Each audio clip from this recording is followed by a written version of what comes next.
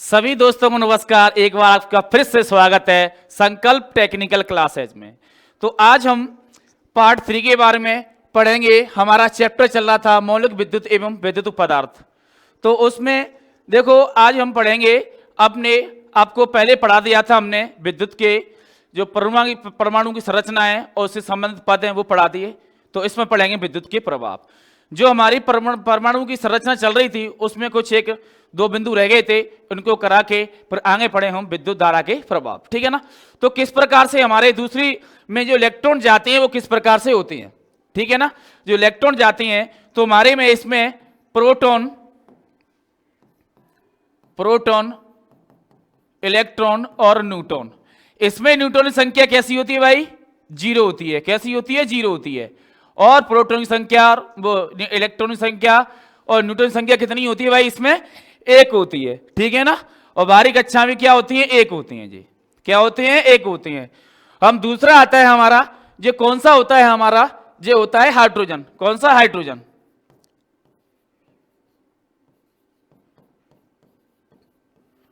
इसमें हाइड्रोजन में किस प्रकार से इलेक्ट्रॉन प्रोटॉन होते हैं? फिर आता है ऑक्सीजन में। ऑक्सीजन में देखो, ऑक्सीजन में हमारे प्रोटॉन की संख्या, इलेक्ट्रॉन की संख्या और न्यूट्रॉन की संख्या क्या होती है भाई? बराबर होती है। क्या होती है भाई? बराबर होती है। तीनों संख्या कैसी होती है? बराबर होती है। ठीक है ना। तो इसमें हमारी 8 न्यूट्रॉन की संख्या कितनी? 8। ठीक है। इस प्रकार से इसमें क्या होती है? 8 संख्या होती है। बाहर की संख्या में 6 होते हैं ये, 1 2 3 4 इस प्रकार से होते हैं ये, और 2 अंदर के। तो इस प्रकार से हमारे इलेक्ट्रॉन प्रोटॉन होते हैं। अब आता है हमारा सोडियम। क्या आता है? सोडियम।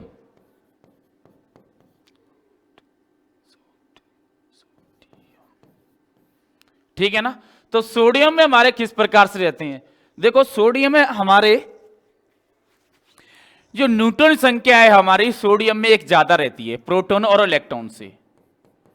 ठीक है ना। कितनी रहती है? एक ज्यादा होती है।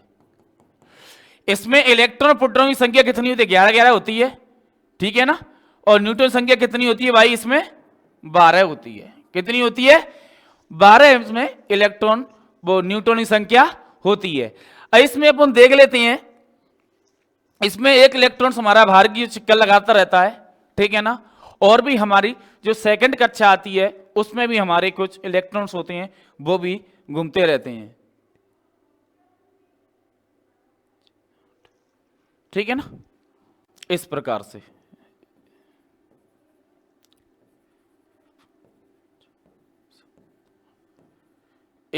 से घूमते रहते हैं। ये हमारा हुआ। अब पढ़ेंगे हम विद्युत धारा के जो प्रभाव होते हैं उनके बारे में पढ़ेंगे। थोड़ा सा क्रमांक पे नजर डालेंगे। जो हमारे परमाणु क्रमांक और परमाणु भार होता है उस पर थोड़ी नजर डालेंगे। देखो किस प्रकार से होते हैं। देखो, परमाणु क्रमांक और परमाणु भार।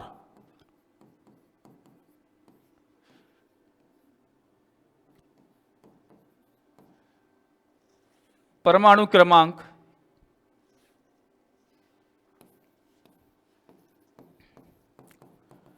परमाणु भार। ठीक है। तो हम इस प्रकार से देखेंगे कि तांबे का क्रमांक कितना है भाई? तांबे का क्रमांक समझ लीजिए आप 29 है। और तांबे का भार आपका 64 है। तो न्यूट्रॉन कितने होंगे भाई? न्यूट्रॉन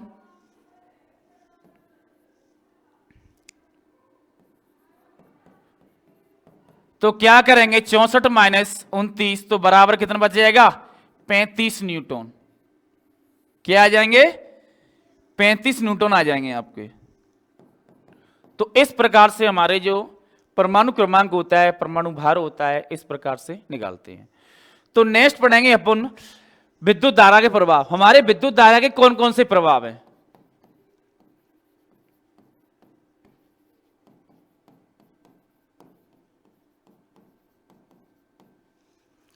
हम पढ़ेंगे विद्युत धारा के प्रभाव। देखो, हमारे विद्युत धारा के कई प्रभाव होते हैं। ऐसे समझेंगे कि ऊष्मीय प्रभाव, चुंबकीय प्रभाव, गैसीय प्रभाव, ठीक है ना, किरणीय प्रभाव। तो ये हमारे क्या है, ये प्रवाह में जो क्या होता है कि विद्युत धारा के प्रवाह में आती हैं। इन चीजों से इन माध्यम से क्या होता है, प्रभाव पड़ता है। तो ऊष्मीय प्रभाव पढ़ेंगे, उसमें हम पहले क्या पढ़ेंगे, ऊष्मीय प्रभाव।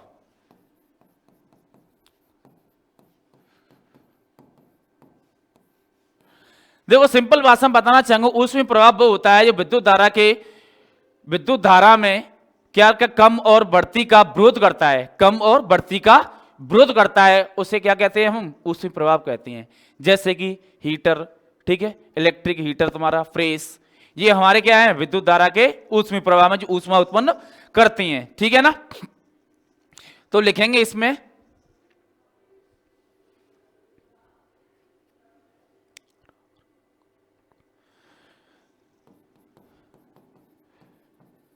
विद्युत धारा के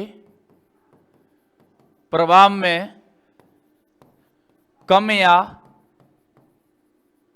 अधिक धारा का विरोध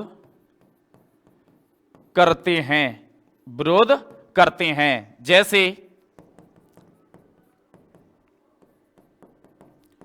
प्रेस, केतली आदि, और भी हो सकती हैं, ठीक है ना, तुम्हारे आते हैं। जैसे आयरन है आपका, इसमें आयरन आता है, आयरन वल्फ, और भी आती हैं।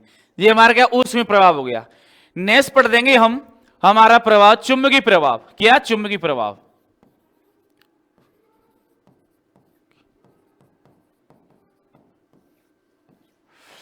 देखो चुंबकीय प्रभाव किस प्रकार से होता है, विद्युत धारा के चारों ओर चुंबकीय क्षेत्र उत्पन्न होता है। इसके क्या है, विद्युत धारा के चारों ओर क्या होता है, चुंबकीय क्षेत्र उत्पन्न होता है। जब चुंबकीय क्षेत्र उत्पन्न होता है तो यह विद्युत धारा चुंबकीय क्या कहलाता है, प्रभाव कहलाता है। तो लिखेंगे विद्युत धारा चालक के चारों ओर चुंबकीय प्रभाव उत्पन्न होता है।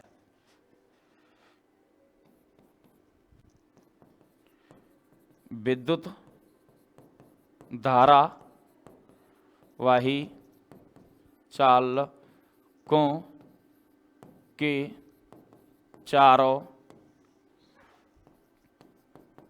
ओर विद्युत धारा का प्रभाव होता है, उसे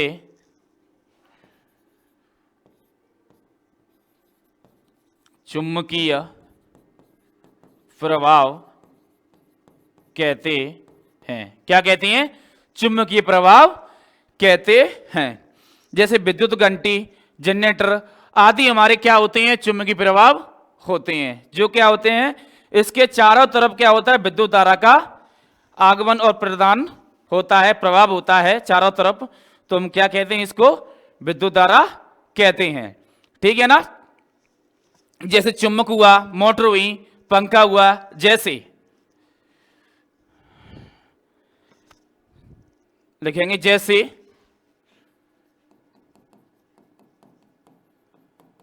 मोटर, पंखा, मोटर हुए, पंखा हुए, ठीक है ना। और जैसे जनरेटर हुए आपके, जनरेटर, मोटर जनरेटर, ये क्या है हमारे, इसके एग्जाम्पल हैं, ठीक है। अब हमारा आता है रासायनिक प्रभाव। जो रासायनिक प्रभाव होता है वो किस प्रकार से होता है, रासायनिक प्रभाव हमारा अम्लों का विलय होता है। क्या होता है, अम्लों का विलय होता है, जिसमें पदार्थ घुले होती हैं। क्या होती हैं, पदार्थ घुले होती हैं, उनको क्या कहते हैं भाई, रासायनिक प्रभाव कहते हैं। तो लिखेंगे इसमें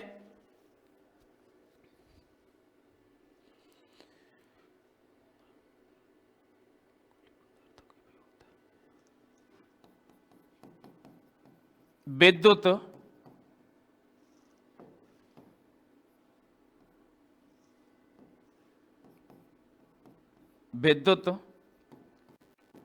धारा प्रवाह में, विद्युत धारा प्रवाह में क्या होता है हमारा, विलय होता है। किसका होता है, घुले हुए पदार्थों का, धारा प्रवाह में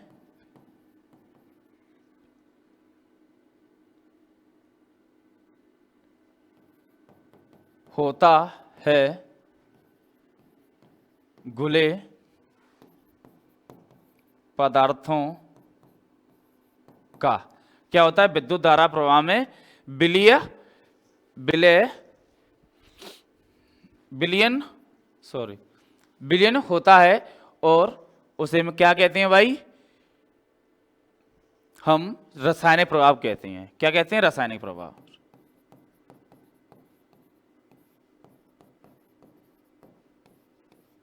क्या कहते हैं? रासायनिक प्रभाव।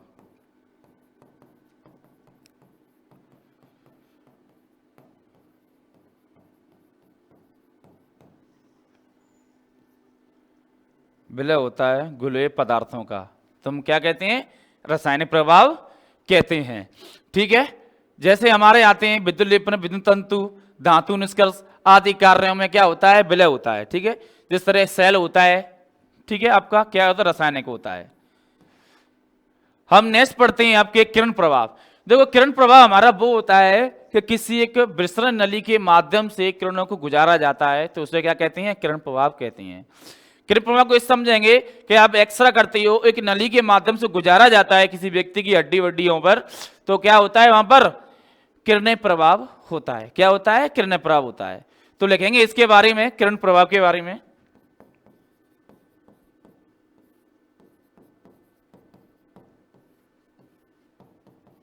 किरण प्रवाह के बारे में लिखेंगे।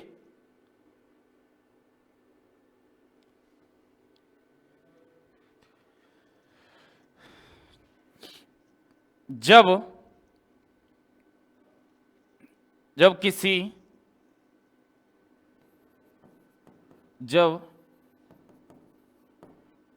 किसी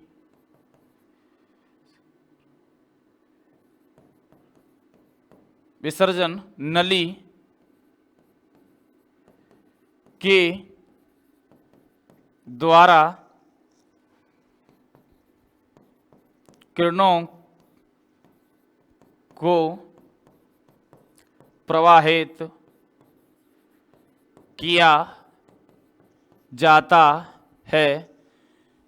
किया जाता है, तो उसको क्या कहते हैं? किरण प्रभाव कहते हैं। किरण प्रभाव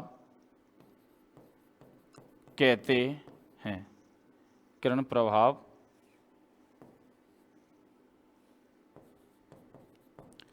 क्या कहते हैं भाई? किरण प्रभाव कहते हैं। निर्वात है जी।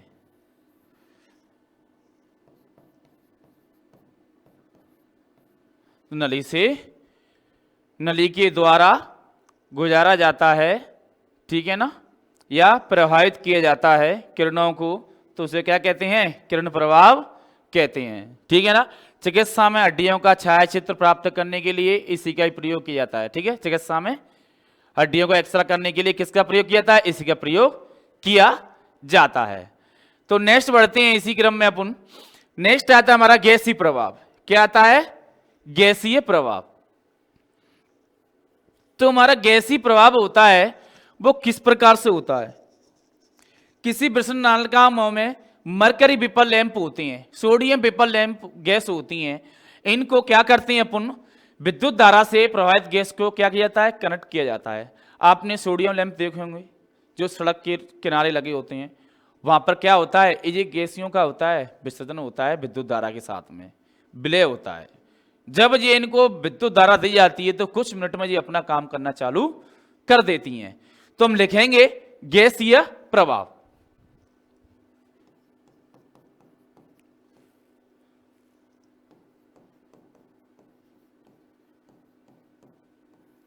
गैसीय आयनीकरण प्रभाव।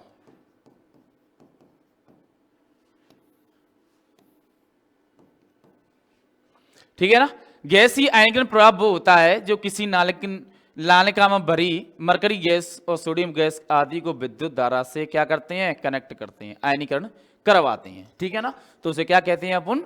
गैसीय आयनीकरण प्रभाव कहते हैं। तो लिखेंगे मरकरी तथा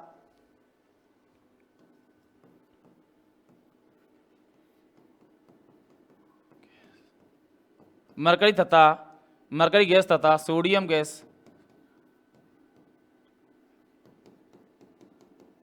सोडियम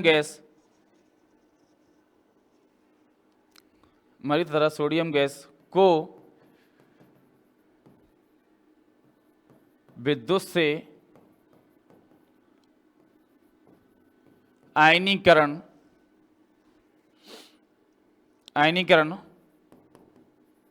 होता है तो उससे गैस आयनीकरण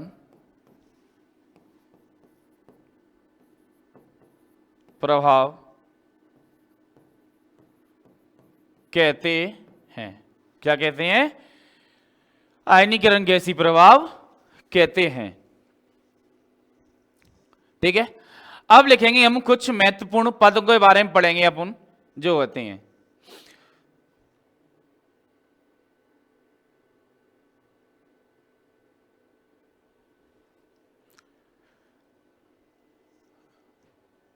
हमारे ये प्रभाव हो गए। ठीक है, हम पढ़ेंगे अब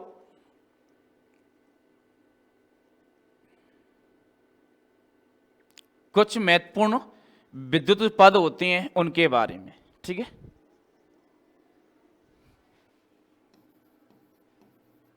कुछ महत्वपूर्ण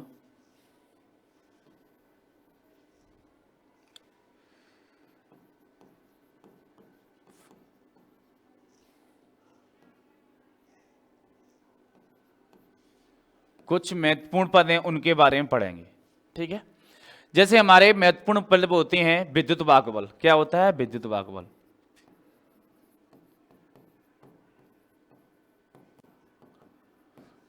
विद्युत वाहक बल, इलेक्ट्रोमोटिव फोर्स। क्या होता है? Electromotive force. इसको क्या बोलते हैं? इलेक्ट्रोमोटिव फोर्स, शॉर्ट में बोलते हैं इसको ईएमएफ। क्या बोलते हैं? ईएमएफ। तो अपन इस प्रकार से कहते हैं किसी विद्युत धारा में विद्युत धारा को एक स्थान से दूसरे स्थान तक ले जाने वाला बल क्या कहलाता है भाई? विद्युत वाहक बल कहलाता है। क्या कहलाता है? विद्युत वाहक बल कहलाता है। ठीक है ना। और इसका जो प्रतीक होता है, हमारा विद्युत वाहक बल का प्रतीक क्या होता है और मात्रक क्या होता है? देखो, प्रतीक और मात्रक इनके इस तरह से समझाएंगे। विद्युत का जो प्रतीक होता है तो हमारा बी होता है, क्योंकि विद्युत वाहक बल क्या होता है? बी होता है। और इसका जो मात्रक है मात्रक होता है वो वोल्ट में होता है। क्या होता है? वोल्ट में होता है। ठीक है ना। तो इस प्रकार से हमारा विद्युत वाहक बल का प्रतीक क्या है? ई है, और मात्रक क्या है? वोल्ट है। ठीक है ना। तो आगे बढ़ते हैं अपन। विभव। विभव क्या होता है?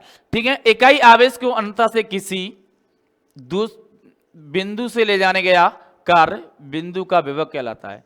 मतलब आपका विभव कहलाता है, मतलब इस बिंदु से इस बिंदु तक जो प्रभाव हो रहा है, जो बल लग रहा है, जो ले जा रहे हैं, उसको क्या कहते हैं भाई? विभव कहते हैं। लाने में किया गया कार्य। ठीक है, यहां से यहां तक किया गया कार्य, किया गया कार्य क्या कहलाता है? तुम्हारा विभव कहलाता है। क्या कहलाता है भाई? विभव कहलाता है। ठीक है ना। और हमारे विभव दो प्रकार से चलते हैं, धनात्मक और ऋणात्मक। हमारे प्लस और माइनस। ये कौन सा हमारा? ऋण आत्मक। और ये कौन सा है हमारा? धनात्मक। ठीक है, यही दोनों को होते हैं विभव होते हैं, जो कार्य जो समय लगता है एक बिंदु से दूसरे बिंदु तक पहुंचाने में। तो नेक्स्ट चलते हैं अपन उसके बारे में, विभवांतर।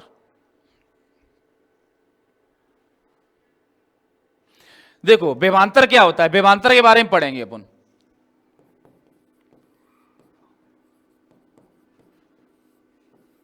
देखो, विभवांतर से आपको मालूम पड़ रहा होगा कि विभवांतर क्या होता है। जो विभव में कुछ अंतर पैदा होता है, उसके सिरों में जो सिरे होते हैं आपके यहां से यहां तक, आप यहां से यहां तक ले जाओगे तो कुछ ना कुछ अंतर तो होगा। इसी अंतर को क्या कहते हैं? विभवांतर कहते हैं। क्या कहते हैं? विभवांतर कहते हैं। ठीक है ना। आप इसके माध्यम से किसी वोल्टेज धारा को ले जाते हो वायर के माध्यम से, जो अंतर होता है एक सिरे से दूसरे सिरे तक, तो उसे क्या कहते हैं? विभवांतर कहते हैं। ठीक है ना। इसका प्रतीक तो बी होता है और मात्रा भी क्या होता है? बी होता है। प्रतीक और मात्रक दोनों क्या होती हैं? वी होती हैं। ठीक है, ये ध्यान रखना है। इसका भी क्या मात्रक होता है? बी होता है। ठीक है, और इसका भी विद्युत भाग बल का मात्रक क्या होता है? बी होता है। सेम होता है, ये भी ध्यान रखना आप, है ना। तो अब आ जाते हैं हमारे वोल्टेज टर्मिनल। वोल्टेज टर्मिनल उन्हें कहते हैं जो वोल्टेज टर्मिनल पर उपलब्ध होती हैं, जो हमारे स्रोत होती हैं, टर्मिनल होती हैं, जिस प्रकार से हमारे टर्मिनल हैं जी। ठीक है ना। इन पे जो वोल्टेज उत्पन्न होती हैं, क्या वोल्टेज उत्पन्न होती हैं, उन्हें टर्मिनल वोल्टेज कहते हैं। क्या कहते हैं? टर्मिनल वोल्टेज कहते हैं।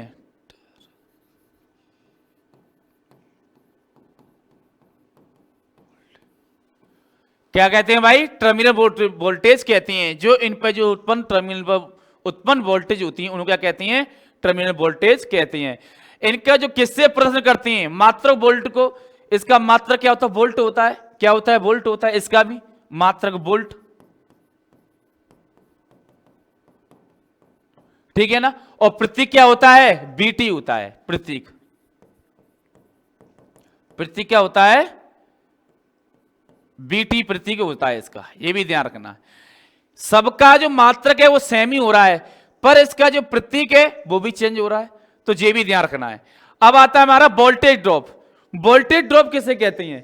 किसी पथ में चालक में व्यय होने वाली वोल्टेज क्या कहलाती है? वोल्टेज ड्रॉप कहलाती है। तो लिखेंगे वोल्टेज ड्रॉप। वोल्टेज ड्रॉप, या इसको बोलते हैं IR। क्या बोलते हैं? IR। तो वोल्टेज मैंने बोला था आपसे, किसी पथ में चालक में व्यय होने वाली वोल्टेज, किसी लिखेंगे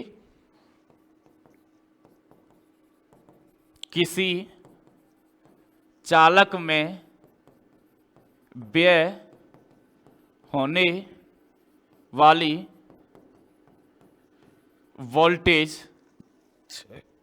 वोल्टेज क्या कहलाती है?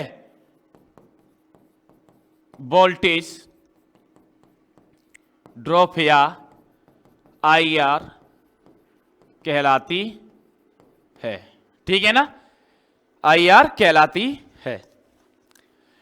ये तो हमारी इस प्रकार से हो गए हमारे टर्मिनल वोल्टेज। ठीक है ना। अब आते हैं वैद्युतिक कार्य। क्या आते हैं हमारे? जो वैद्युतिक शक्ति होती है, वैद्युतिक कार्य होते हैं, किस प्रकार से इनको किया जाता है और किस प्रकार से नहीं किया जाता है।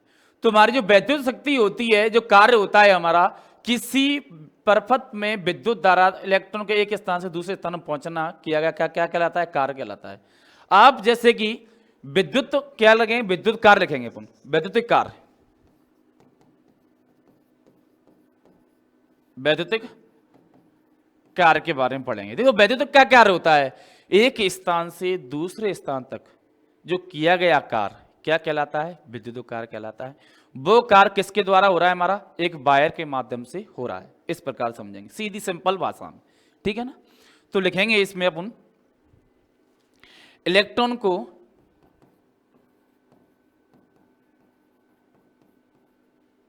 को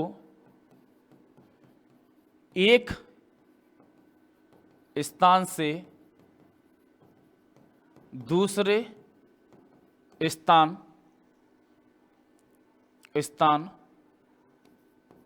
तक लाने या जाने में किया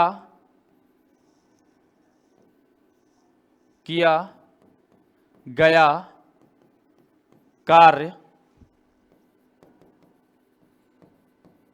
वैद्युतिक कार्य कहलाता है। ठीक है ना। एक इलेक्ट्रॉन को एक स्थान से दूसरे स्थान तक किया गया कार्य क्या कहलाता है? हमारा इलेक्ट्रॉन कार्य कहलाता है। ठीक है, कार्य बराबर क्या होता है? बल इंटू विस्थापित। लिखेंगे कार्य बराबर बल इंटू विस्थापित। विस्थापित, ठीक है ना, कार्य बराबर क्या होता है? विस्थापित, है ना। और इसलिए हम इसको क्या लिखते हैं? इसलिए क्योंकि बिंदी लगा के लिखेंगे, एक जूल बराबर किसके बराबर होती है? 1 न्यूटन मीटर के बराबर होती है। 1 न्यूटन मीटर के बराबर, 1 न्यूटन मीटर क्या होती है? 1 न्यूटन मीटर के बराबर होती है।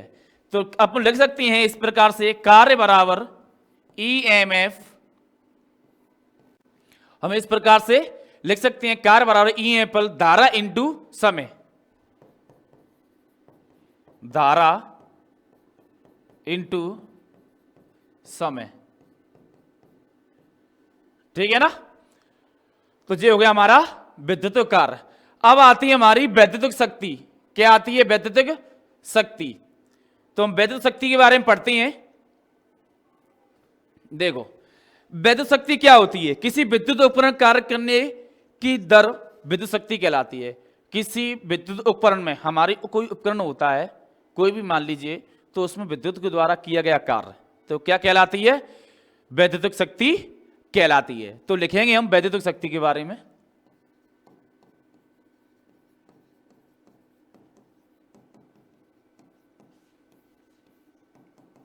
देखो, वैद्युत शक्ति के बारे में, किसी विद्युत उपकरण में कार्य करने की दर, किसी वैद्युतिक में कार्य करने की दर क्या कहलाती है? वैद्युतिक शक्ति कहलाती है। क्या कहलाती है? वैद्युतिक शक्ति कहलाती है। वैद्युत शक्ति बराबर क्या होता है? कार्य बटे समय। वैद्युतिक कार्य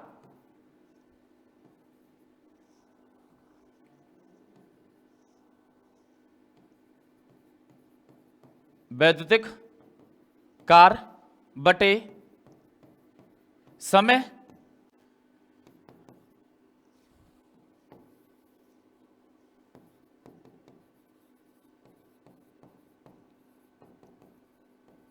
वैद्युतिक शक्ति, ठीक है ना।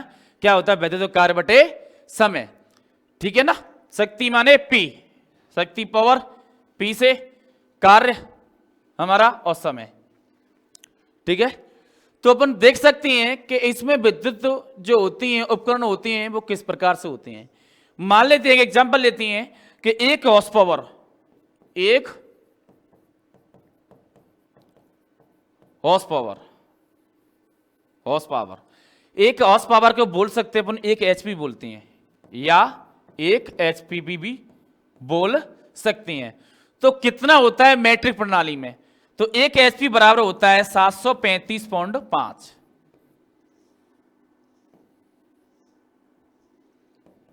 कितना होता है भाई?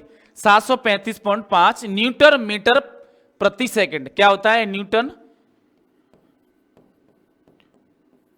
मीटर प्रति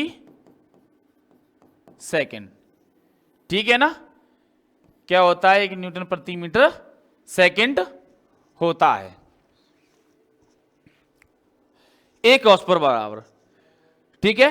और 1 हॉर्स पावर में पाउंड कितने होती हैं 1 हॉर्स पावर में? तो वो भी लिख लेंगे।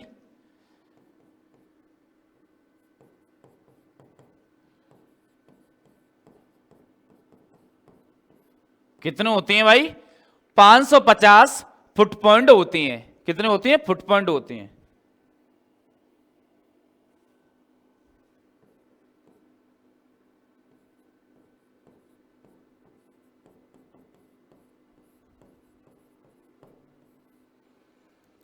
एक HP 550 फुट पॉइंट प्रति सेकंड,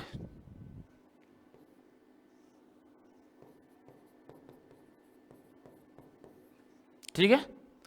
इसी प्रकार से और लिखेंगे अपन इसमें, एक हॉर्सपावर बराबर हमारे जी एक हॉर्सपावर इंडिया में कितना चलता है भाई 735, ठीक है। ब्रिटिश प्रणाली में पूछ लेता हूं, ब्रिटिश में चलता है 746.5, नहीं सॉरी 740 चलता है खाली। कितना चलता है 740 चलता है। एक हॉर्सपावर बराबर कितना होता है, एक हॉर्सपावर बराबर 740। और एक जूल बराबर आर कितना होता है, एक जूल बराबर, तो यहां पे लिखेंगे एक जूल बराबर आर्ग होता है हमारा 10⁻7। कितना होता है 10⁻7 होता है। एक जूल बराबर 10⁻7 आर्ग होता है। ये सबसे जो छोटा कार्य क्या है, मात्रक है। तो लिख सकते हैं अपन कार्य का सबसे छोटा मात्रक क्या है, आर है, ये भी लिख सकते हैं। कार्य का सबसे छोटा मात्रक, सबसे छोटा मात्रक, ठीक है, ठीक है, क्या है, आर्ग है। तो हमारे सूत्र कई प्रकार से बनते हैं, इसमें देखेंगे इन सूत्रों के बारे में भी। देखो शक्ति P हमारा क्या है, शक्ति P, तो अपन कार्य बटे समय, तो WT आ जाएगा, वर्ग आ जाएगा, आगे समझ में। अब वोल्टेज भी, तो वोल्टेज भी क्या है, कार्य आवेश आ जाएगा, कार्य आवेश W और Q,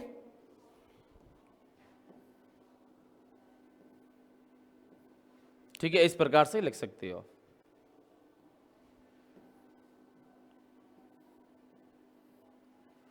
ये हमारा वोल्टेज हो गई, ये हमारा शक्ति हो गई, ठीक है ना। तो अपन इनको प्रकार से निकालते हैं, तो 3 प्रकार से बनते हैं, ठीक है। तो हमारा बनता है कि P बराबर BI, एक तो इस प्रकार से बनता है, ठीक है।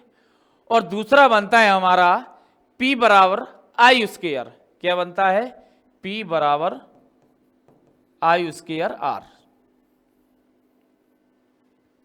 इसी प्रकार से यही बनता है, ठीक है। या दूसरे प्रकार से ये बन सकता है आपका P बराबर B स्क्वायर R, ये तीनों बनते हैं आपके इसमें वोल्ट और शक्ति में, आवेश में, ठीक है।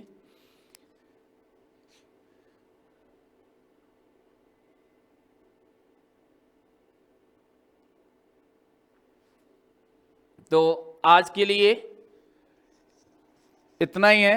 देखो 1 जूल बराबर कितना होता है हमारा, 1 जूल बराबर होता है हमारा 1 वाट, तो लिख सकते हैं 1 वाट बराबर 1 जूल, ठीक है। कितना होता है भाई, 1 जूल होता है प्रति सेकंड।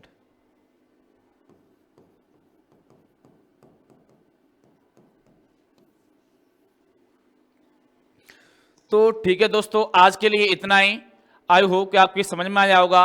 और जो नए छात्र जुड़े हैं और पुराने छात्र भी जुड़े हैं, तो उनसे सबसे हमारा एक ही निवेदन है कि हमारे चैनल को सब्सक्राइब और लाइक कमेंट करना न भूलें। मिलते हैं नेक्स्ट वीडियो में, अब तक के लिए सो थैंक यू।